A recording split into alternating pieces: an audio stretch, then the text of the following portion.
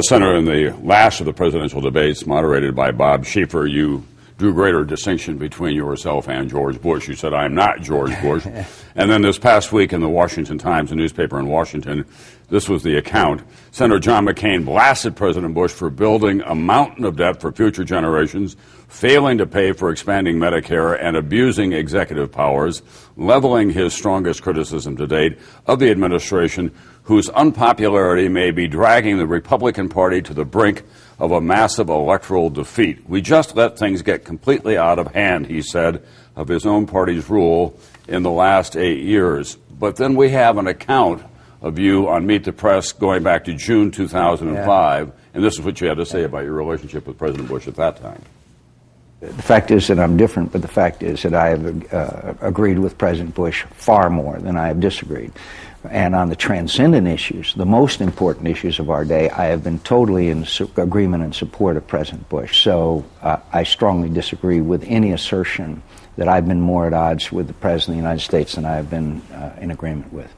Well, I'm very honored and humbled to have the opportunity to receive the endorsement of the President of the United States, a man who I have great admiration, respect, and affection. I intend to have as much possible campaigning events and together as is in keeping with the President's heavy schedule. And I look forward to that opportunity. Senator McCain, both in tone and language, you are very close to President Bush in those appearances. The Congressional Quarterly did a review of your votes. 92% of the time you voted with President Bush. So it's a little hard for the public to separate you from this administration, isn't it?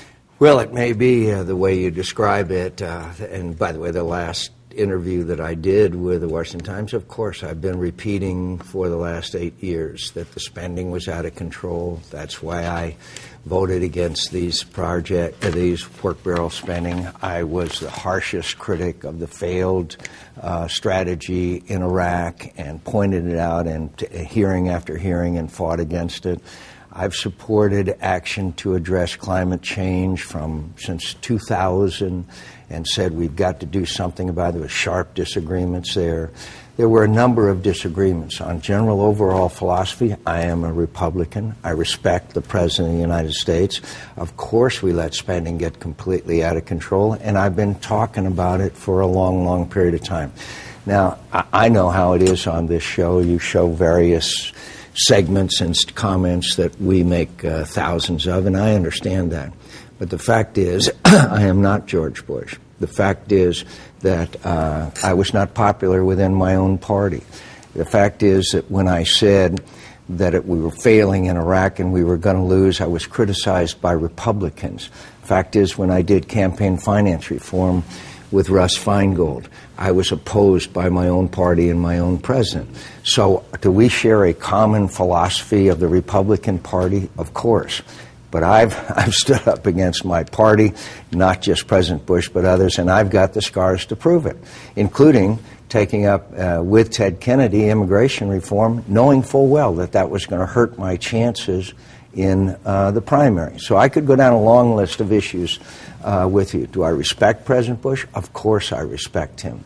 But I pointed out we were on the wrong track in a whole lot of ways, including a $10 trillion deficit, including saying we got to rein in Fannie Mae and Freddie Mac and proposed legislation to try to fix it before that triggered the housing collapse, including today when I'm saying they should be going out and buying up these mortgages and giving people mortgages that they can afford rather than bailing out the banks.